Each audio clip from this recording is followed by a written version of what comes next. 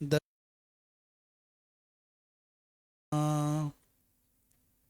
शङ्करं शङ्कराचार्यं केशवं बादरायणं सूत्रभास्य कृतौ वन्दे भगवन्तौ पुनः पुनः। आज के कृष्ण पक्ष की षष्ठी तिथि है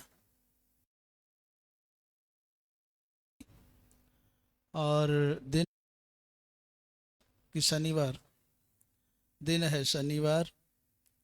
तदनुसार दिनांक है 27 जुलाई 2024 और हम ईशावास्योपनिषद के माध्यम से उस ब्राह्मी विद्या का आनंद ले रहे हैं। आज उसी क्रम में षष्ठ मंत्र है, छठा ही है ना। उस षष्ठ मंत्र की पहले मंत्र का श्रवण कर लें और फिर भाष्य की दृष्टि से विचार करेंगे। हरि ओम यस्तु सर्वाणि भूतान्यात्मन्येवानुपश्यति सर्वभूतेषु चात्मानं ततो न विजुगुप्सते। इसका तात्पर्य है यस्तु सर्वाणि भूतानि आत्मनि एव अनुपश्यति। यस्तु माने यह तो, यह माने जो कोई, और वो जो कोई कौन, जिसके बारे में प्रथम मंत्र में ईशावास्यमिदं सर्वम यत् किंच जगत्यान जगत, जिसका संकेत वहां किया है। तेन त्यक्तेन भुंजीथा मां गृधः कस्य धनम। तो जो सर्वाणि भूतानि माने समग्र प्रपंच को, समग्र प्राणियों को, चराचर जगत को आत्मनि एव अनुपश्यति, अपने में ही देखता है, आत्मा में ही देखता है। माने आत्मा भिन्नतया पश्यति।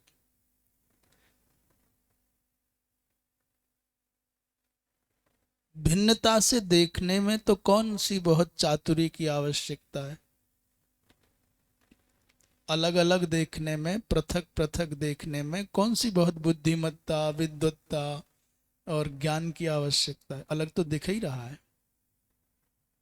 नाम की दृष्टि से भिन्नता, रूप की दृष्टि से भिन्नता, आकार की दृष्टि से भिन्नता, उपयोगिता और आवश्यकता की दृष्टि से भिन्नता तो सर्वत्र है ही।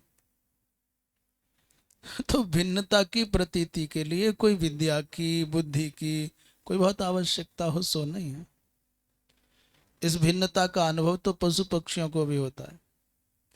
तो बड़ी उपलब्धि क्या है? बोले अभेद दृष्टि से देखना आ जाए, उसके लिए विद्या की आवश्यकता है। तो यहां एक शब्द है अनुपश्यति।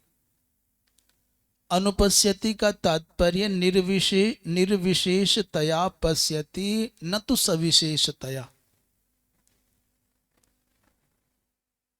इसकी भी व्याख्या आगे करेंगे भाष्य के क्रम में। अथवा अनुपश्यति का दूसरा अर्थ है अनु माने पश्चात। किसके पश्चात? बोले आचार्य मुखात शास्त्रीयम सिद्धांतम श्रुत्वा। आचार्य के मुख से ईशावास्योपनिषद के पूर्व ईशावास्यमिदं सर्वम यत् किंच जगत्यान जगत, ये कहना है संसार में जो भी कुछ है सब ईशावास्य है।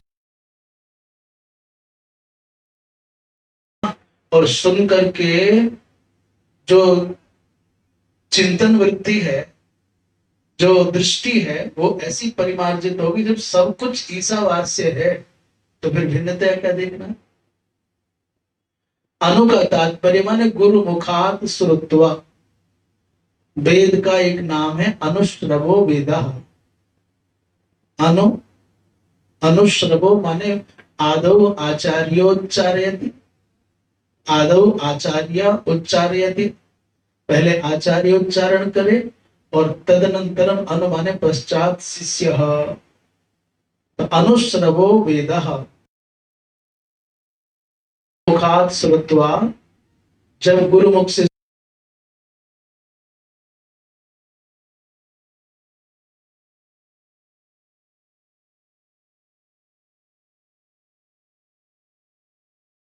सर्वभूतेषु चात्मानं,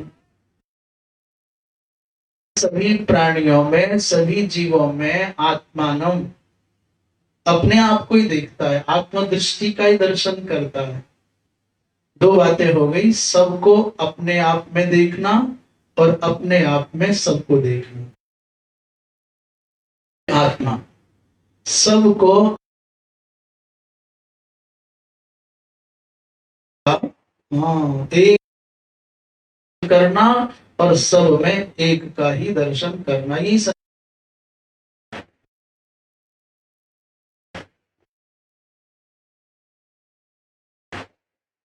अभी जैसे कि उदाहरण देना हो, घड़े हैं, छोटे बड़े अनेक घड़े हैं, कुल्हड़ हैं, सपोरा हैं, मिट्टी के बहुत सारे पात्र हैं। तो हम कह रहे हैं सब में एक का दर्शन करना। तो ये सब जो भिन्न भिन्न नाम रूपात्मक भिन्नता से प्रतीयमान जो मिट्टी के पात्र हैं, इनमें एक का दर्शन करना है। क्या? मृत्तिकात्व का दर्शन हो गया, सब में एकत्व का भाव हो गया। और एक मिट्टी में ही इन सब का अंतर्भाव कर लो, सब में मिट्टी का दर्शन, मृत पात्रों में, मृत भांडों में, सब में एक का दर्शन, माने मृत्तिका का दर्शन। और एक मिट्टी में ही परिकल्पना कर लेनी है कि इसी से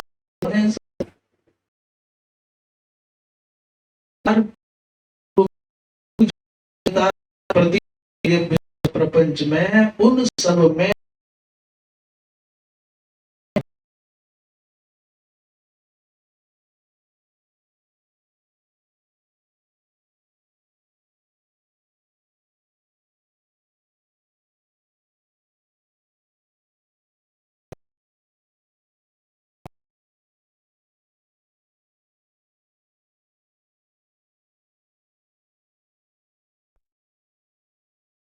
घृणा नहीं करता, घृणा हो ही नहीं सकती।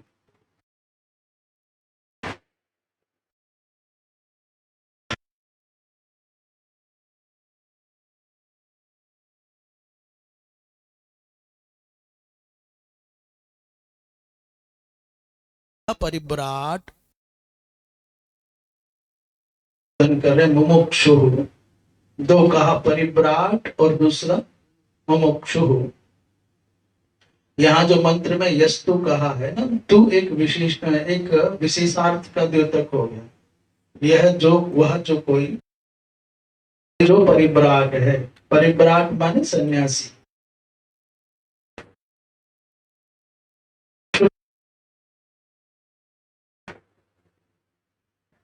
मोहित जी ठीक है ना?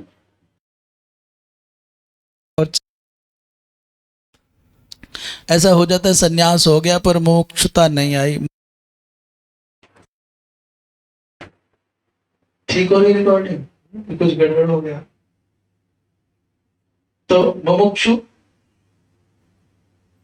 माने सन्यासी हो गए पर मुमुक्षा नहीं आई तो बात अधूरी रह जाएगी।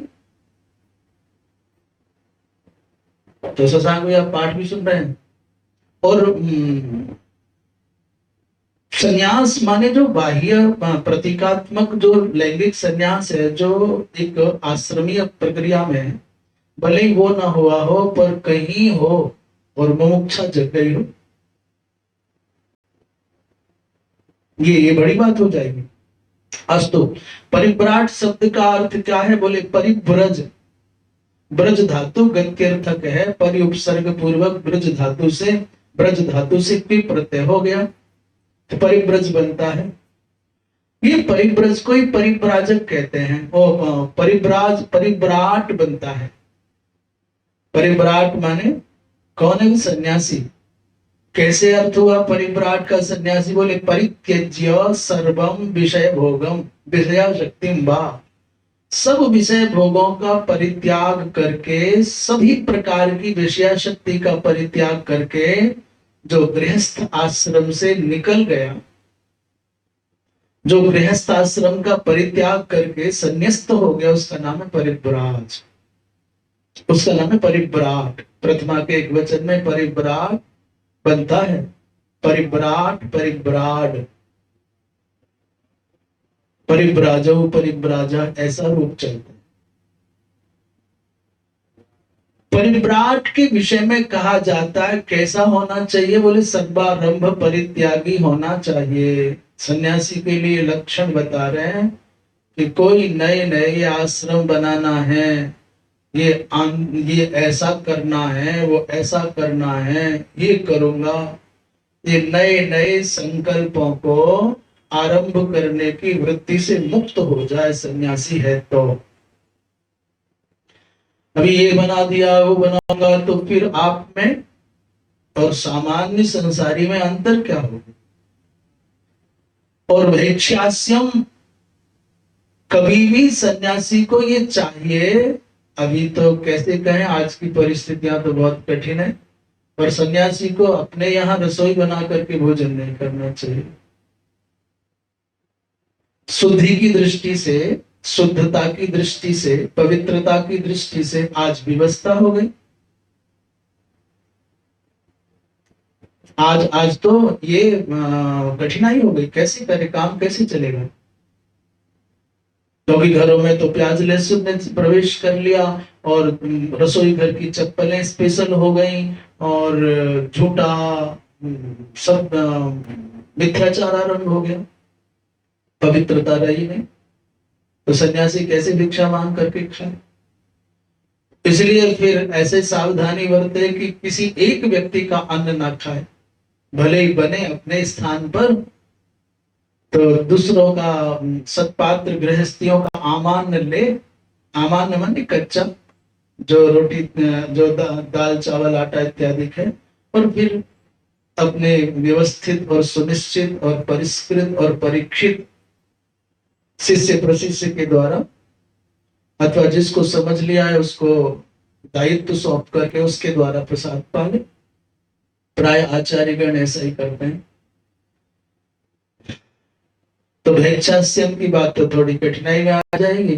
पकी हुई भिक्षा ना ले तो कच्चा अन्न भिक्षा के रूप में अंगीकार कर ले, बस जाकर के मांगना, और यहाँ आया उसे भाव कर लो कि मांगा ही हुआ, ऐसा मान लेना। ब्रह्म मूलता, सन्यासी को चाहिए कि ब्रह्म से संबंध जुड़ा रहे, अर्थात वो फिर बहुत बाह्य ये मंत्र देना, ये मंत्र लेना, ये अनुष्ठान करना, ये अनुष्ठान कराना, ये करना, ये न करे, प्रणवाश्रित रहे और निष्परिग्रहता, संचय ना करे, संग्रह ना करे। कई लोग होते हैं बस आ गया ला के रख लो, रखा रहे, पता ही नहीं क्या रह गया है। किसी ने टॉर्च दी, बोले धर लो, कभी काम आवे ना। बोले छोटे छोटे चाइनीज पंखे दिए, ले लो, काम आवे ना। वो मर जाए, सांस घुट जाए उनका, स्टॉक में जमा जमा, कभी काम नहीं आवे। दिसंबर के महीने में निकल आए तो बात देखे लगे, मई जून में क्यों आएंगे? तो बहुत सारे लोग ऐसे होते हैं जिनको स्टॉक करने का सुख होता है, मिल जाए बस ले लो, काम आवे नहीं आवे। बिस्कुट के डब्बा रखे रहे बहुत भरे हुए, फिर भले ही कोई और ही खावे वाले। तो निष्परिग्रहता होनी चाहिए। ये तो सब बातें हो गई। सभी जंतुओं के प्रति द्रोह राहित्य होना चाहिए, प्रिय और अप्रिय, सुख और दुख, इन दोनों के प्राप्त होने पर अविकारिता हो, ये विशेष बात है। अनुकूल व्यक्ति आ जाए, वस्तु आ जाए, स्थान मिल जाए तो प्रसन्न हो गए, सुख मना लिया, और प्रतिकूल व्यक्ति, वस्तु और स्थान आ जाए तो दुखी हो गए। ये अविकारिता माने विकृत नहीं होना चाहिए। मन से और चेष्टाओं से आपको हर्ष और शोक का अनुभव करने वाला नहीं होना चाहिए। आभ्यंतर बाह्य शौचम माने अंतर और बाहर दोनों ओर से शुद्धता रहनी चाहिए। ध्यान धारणा इत्यादि का, भाव शुद्धि का ध्यान रखना चाहिए। इसको कहते परिव्राट। एक शब्द पर इतनी यात्रा चल गई। कहते जो परिव्राट है, जो मुमुक्षु है, वो सर्वाणि भूतानि, क्या बोले, अव्यक्ताधीनि माने प्रकृति आदि को, कहां तक, स्थावरांतानि, भूतानि का सर्वाणि भूतानि माने ब्रह्म से लेकर के, प्रकृति से लेकर के स्थावरांत, आत्मन्येवानुपश्यति, आत्म व्यतिरिक्तानि न पश्यति। आत्मन्येवानुपश्यति माने सब कुछ को आत्मा में ही देखता है, आत्मदृष्टया पश्यति। इसका दूसरा अर्थ कर रहे हैं, आत्म व्यतिरिक्तानि न पश्यति, आत्मा से व्यतिरिक्त, आत्मा से भिन्न, आत्मा से पृथक कुछ नहीं देखता। अच्छा, कोई आश्चर्य की बात नहीं है। भक्ति मार्ग में भी ऐसा ही कहा जाता है, निज प्रभु मैं देख ही जगत, तो कैसन करे ही विरोध। यदि आप भगवान सीताराम के भक्त हैं तो सी राममय सब जग जानी, तो सबको, सकल प्रपंच को राम सीता में देखेंगे आप, तो कहाँ आपको शोक होगा, कहाँ आपको किसी से बहुत अधिक विद्वेष अधिक होगा। क्योंकि आप भिन्नतया देखते हैं तो विद्वेष हो जाता है। ऐसी ब्रह्म ज्ञानी आत्मदृष्टिया सबको देखेगा तो कहां किसी से शिकायत, कहां किसी से क्षोभ, कहां किसी से रोष होगा। सब अपनी अपनी कक्षा में वर्त रहे। समुद्र पर उठी हुई तरंगों की भांति कोई तरंग ज्यादा उछल करके छींटे मार जाती है आपकी ओर, लपक करके नाखूनों से जैसे कोई नोच जाए, कोई शब्दों से गरिया जाए, तो समुद्र पर उठी हुई तीखी लहर के जैसा प्रहार हो गया। लहर मान करके आनंद लो। पर जितना कहना सरल है उतना उसको आचरण में उतारना सरल नहीं होता। जब व्यक्ति कोई प्रतिकूल बोलता है तो मन डोलता है, और मन डोलता है तो फिर आप खुद उल्टा बोलते हो। और यदि मन ही ना डोले, विक्षेप ही ना हो, प्रभावी ना पड़े, तो आपको कोई फर्क ही नहीं पड़ेगा। पर इस कोटि के होना दो बातें, या तो बुद्धू हो या बुद्धि तत्व से परे हो, और बीच के लोग हम जैसे तो प्रभावित भी होंगे और उसका कुछ ना कुछ प्रतिकार भी करना चाहेंगे। बीच के लोग तो ऐसे ही। सर्वभूतेषु च तेष्वेव चात्मानं तेषाम् अपि भूतानां स्वात्मानं आत्मत्वेन यथास्य देहस्य कार्यकरण संघातस्य आत्मा अहं सर्व प्रत्यय साक्षी भूतश्चेतयिता केवलो निर्गुणः अनेनैव स्वरूपेण अव्यक्तादीनां स्थावरान्तानाम् अहम् एव आत्मेति सर्वभूतेषु चात्मानं निर्विशेषम यस्तनुपश्यति स ततस्तस्मादेव दर्शनान् न विजुगुप्सते विजुगुप्सां घृणां न करोति। इतना बड़ा वाक्य है। कह रहे हैं सर्वभूतेषु च तेष्वेव आत्मानं, माने सब भूतों में, सब जीवों में, सब प्राणियों में। भूत शब्द का अर्थ क्या है? भूत शब्द का अर्थ कोई भूत प्रेत वाला मत लगाइए। भूत शब्द का अर्थ है, भूतानि माने का तात्पर्य भवंती माने सत्वेन प्रतियंते। भवंती माने जो जीवधारी लग रहे हैं, जिनका अस्तित्व लग रहा है। भू सत्तार्थक धातु से भवंती माने प्रतियंते। उस सब का नाम भूत है, जैसे पृथ्वी जल तेज वायु आकाश, ये भी भूत हैं। इसमें जो पिपीलिका आदि का वो भी सब भूतवाच्य है। बोले, कहते हैं सर्वभूतेषु माने तेष्वेव चात्मानं, सभी भूतों में आत्मा को देखता है।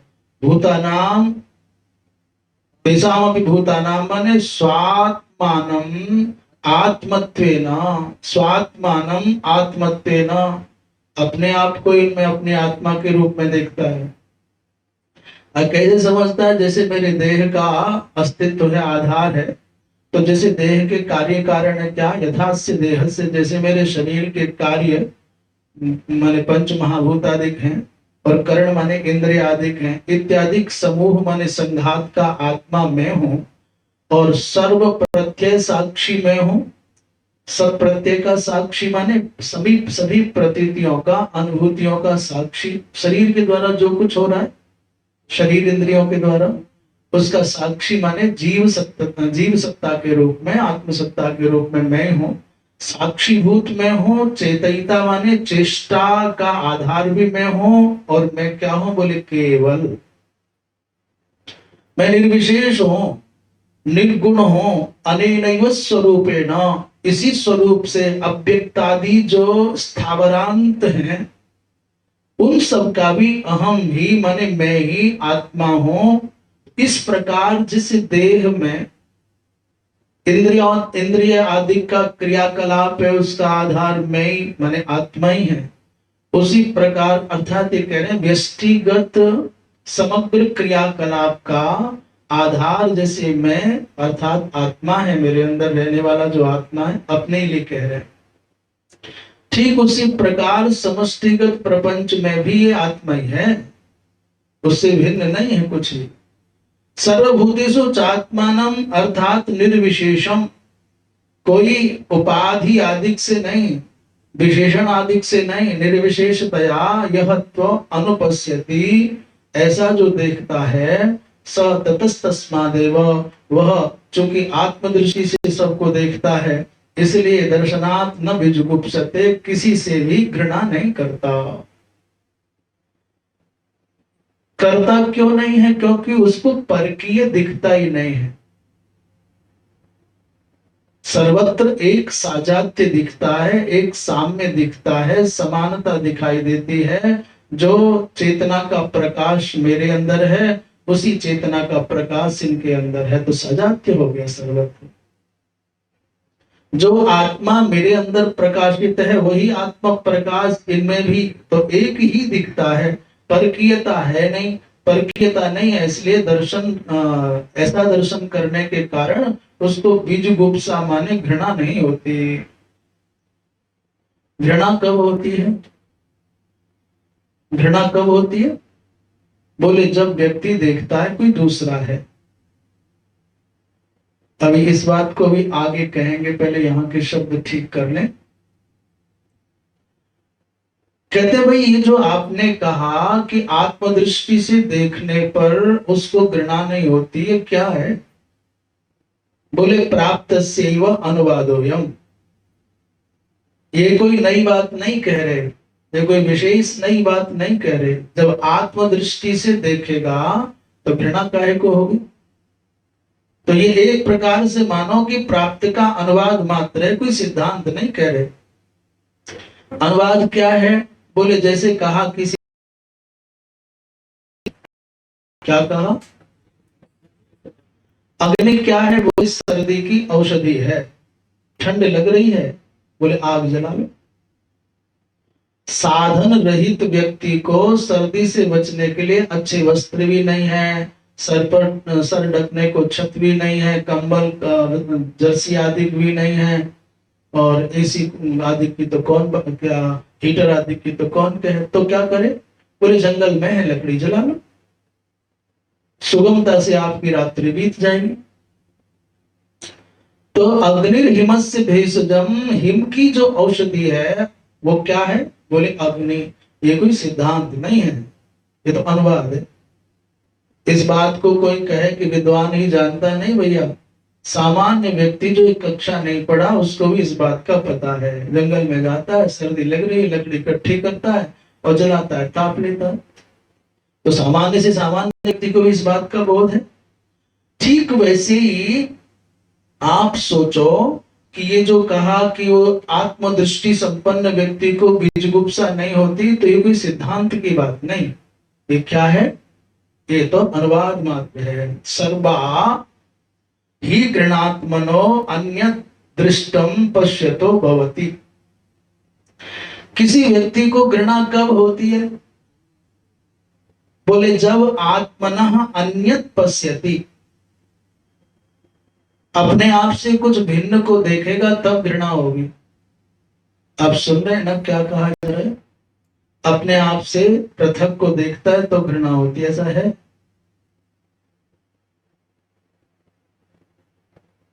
अपने आप से कुछ पृथक, किसी को आत्मा ही आत्मा दिख रहा है, अपना ही स्वरूप दिख रहा है, अपने आप से कौन घृणा करेगा? नहीं नहीं करेगा। अपने मलादिक से घृणा होती है। इसलिए सावधान होकर के सुनो और सावधान होकर के ही सर हिलाओ। गड़बड़ी में नहीं, सम्मोहित होकर के नहीं करना चाहिए कि हाँ जी बिल्कुल ठीक ही कहा जा रहा है। अपने से भिन्न से भी घृणा नहीं होती। अपनी पत्नी से किसको घृणा होगी? अपने पुत्र से किसको घृणा होगी? गंगाजल अपने आप से भिन्न है, उससे कहां घृणा होगी? पवित्र पदार्थों से, अनुकूल व्यक्ति से कभी घृणा नहीं होती। तो किससे होती है घृणा? बोले स्वयं से भिन्न हो और अपवित्र हो, दुष्ट हो, दूषित हो और प्रतिकूल हो, घृणा उससे होती है। क्या कह दिया, कुछ समझ में आया? किससे घृणा होगी? अपने से पृथक मात्र से घृणा नहीं होती। देखो यहां लिखा है भाष्यकार में, आत्मना अन्यद यद अस्ति, अपने आप से जो भिन्न है और जो दुष्ट है। क्या लिखा है? जो दुष्ट माने वो जो दूषित है उसी को देखने पर घृणा होगी। जो दूषित नहीं है उससे नहीं होगी। पत्नी से भी घृणा तब होगी जब प्रतिकूल होगी, पुत्र से भी घृणा तब होगी जब प्रतिकूल होगा, मित्र से भी घृणा तब होगी जब प्रतिकूल होगा। अर्थात जो दूषित पदार्थ है, जो अप्रीतिकर पदार्थ है, जो मन के प्रतिकूल है, जो मान्यता के विरुद्ध है, जो मान्यता के विरुद्ध का बहुत महत्व है। हम आपको अभी ताजा ताजा अनुभव बताए। पहले तो अब प्राय मौका नहीं मिलता, पर एक दिन केला रखे थे, बहुत बहुत रखे हैं तो क्या करें, सोचा चलो एक काम करने वालों को बांट देते हैं। तो उसमें से 3-4 लोगों ने नहीं लिया, नहीं लिया और नहीं लिया, और कई लोगों ने 2-2 करके मांग मांग करके लिया, बड़ी प्रीति से खाया। और संभवतः 3 लोगों ने वो केला आग्रह करने पर भी नहीं लिया, माने नहीं लिया। फिर जब एक ने मना किया तो मैंने, मेरे पास आदर्श थे या कोई थे तो मैंने कहा तुम दे दो, पर नहीं लिया। जो भी होंगे उस समय मुझे स्मरण नहीं, ये अजय थे। अंत में हमने कहा भैया गायों को खिला दो। मान्यता के विरुद्ध व्यक्ति होगा तो भले ही वो कितना भी शुद्ध और पवित्र और महान क्यों ना हो, वो स्वीकार्य नहीं होता हमारे यहाँ। हमारे यहाँ किसी के भी यहाँ बताओ क्यों नहीं लिया होगा उन्होंने कदली फल? उन्होंने फल क्यों नहीं लिया होगा? उनको लगता होगा ये हमारी मान्यता के अनुरूप नहीं है। वो तुम भले ही कहो महाराज, तुम भले ही कहो कि ये कर रहे हैं वो कर रहे हैं, अच्छे बच्चे हैं, नहीं लिया उन्होंने। मतलब संकेत समझ में आ गया क्या, क्यों नहीं लिया गया? ऐसे ही हमारी मान्यता के विरुद्ध हो और कितना भी अपने परिकर में, समाज में, समूह में वो महानतम हो, हमको स्वीकार्य नहीं हो पाता। तो घृणा किससे होगी? जो स्वयं से भिन्न है, परकीय है। पर भिन्न और परकीय मात्र क्या? दूषित है। तो दूषित के कई अर्थ कर दिए हमने। दूषित होने का अर्थ एक तो गंदा होना ही है, उच्छिष्ट होना है, झूठा होना है, अपवित्र होना है। जैसे कुत्ता के द्वारा कोई सूंघा हुआ पदार्थ है, चाटा हुआ पदार्थ है, भले रबड़ी हो, खाओगे? नहीं लोगे तो वो अशुद्ध हो गया। अप्रीतिकर से, मन के प्रतिकूल व्यक्ति से, और दूसरी बात मान्यता के विरुद्ध। ये जो शब्द जोड़ा ना हमने यहाँ व्याख्या में, मान्यता के विरुद्ध, जो केले के फल के बाद ही जोड़ा है। तो ऐसे व्यक्ति से क्या होगा? आपको घृणा हो जाएगी। पर जिसको भिन्नतया कुछ दिखता ही नहीं, सर्वत्र आत्मा ही आत्मा दिखता है, उसको किसी से संसार में घृणा हो नहीं सकती। कहते भाई घृणा का जाना क्या है? एक नियम है शास्त्रों में, पढ़ाते समय गुरुजन कहते थे, निमित्ता पाए नैमित्तिकस्याप्य पायो भवति। निमित्ता पाए नैमित्तिकस्याप्यपायो भवति या नैमित्तिकस्याप्यपायः, इतना ही कह दो। निमित्त के चले जाने पर नैमित्तिक का भी चला जाना सुनिश्चित हो जाता है। व्याकरण पढ़ाते समय प्राय गुरु जी ऐसा कहा करते। तो निमित्त के चले जाने पर नैमित्तिक भी चला जाता है। क्या तात्पर्य? बोले घृणा का हेतु क्या है, निमित्त क्या है? किसी से घृणा होती है, उसमें हेतु क्या है? बोले अनेकात्मत्व की प्रतीति। आत्माओं की अनेकता की प्रतीति तो निमित्त है। एक ब्रह्म में दृष्टि है, ब्रह्म के अतिरिक्त कुछ नहीं है, तो ना कोई अच्छा ना कोई बुरा, न उन्नत न अवनत, न है न उपादेय न पवित्र न पवित्र, ब्रह्म ब्रह्म है। तो घृणा में जो निमित्त बना वो क्या? बोले आत्मा की अनेकता। और जब व्यक्ति को एकत्व अनुपस्थित, एकत्व का दर्शन होने लगा, आत्मदृक हो गया, आत्मदृष्टा हो गया, तो फिर निमित्त चला गया। नानात्व की प्रतीति रूप जो निमित्त था, अनेकत्व की प्रतीति रूप जो निमित्त था, वो चला गया। उसके चले जाने पर, निमित्त के चले जाने पर भैया फिर उसके कारण जो जुगुप्सा थी वो नैमित्तिक भी चला गया, जुगुप्सा भी चली गई। तो कहते हैं आत्मानम एव अत्यंत विशुद्धम निरंतरम पश्यतो, जो आत्मा कोई और अत्यंत विशुद्ध, जिसमें कोई विकार नहीं है, विकृति नहीं है, अशुद्धि नहीं है, आत्मा न अत्यंत विशुद्धम यह निरंतरम पश्यतः, जो निरंतर देखने वाला है, न घृणा निमित्तम अर्थांतरम अस्ति प्राप्त वेवा, तो उसको भैया घृणा का कोई आधार मिलेगा ही नहीं, कोई दूसरी प्रतीति होगी नहीं। ओ विशुद्ध आत्मस्वरूप का दर्शन करने वाला जो है, उसकी दृष्टि में घृणा का निमित्तभूत कोई भिन्न पदार्थ होगा ही नहीं, भिन्न कोई आधार होगा ही नहीं। तो ततो न बीजगुप्सते, इसलिए उसके चित्त में बीजगुप्सा माने घृणा का भाव ही न आवेगा। इसलिए एक बार फिर मंत्र के ऊपर विचार करके फिर विराम लेते हैं। कहते हैं जो सब प्राणियों में, सब भूतों में आत्मदर्शन करता है और सब भूतों का आत्मा में ही दर्शन करता है, सब प्राणियों का, और सब प्राणियों में, सब भूतों में आत्मा का ही दर्शन करता है, क्योंकि आत्मदृष्टा हो गया, ब्रह्मदृक हो गया, तस्मात् न विजुगुप्सते, घृणा नहीं करता किसी से भी। तो जैसे इस चौपाई का हम भाव कह रहे थे, निज प्रभु में देख ही जगत के ही सन करे ही विरोध। किससे विरोध करेगा जब प्रभु में दृष्टि हो जाएगी? तो ऐसे ही ब्रह्ममयी दृष्टि हो गई तो फिर किससे विरोध होगा? विरोध है माने हमारी अभी दृष्टि दुर्बल है, दृष्टि दूषित है। सच्चिदानंद भगवान की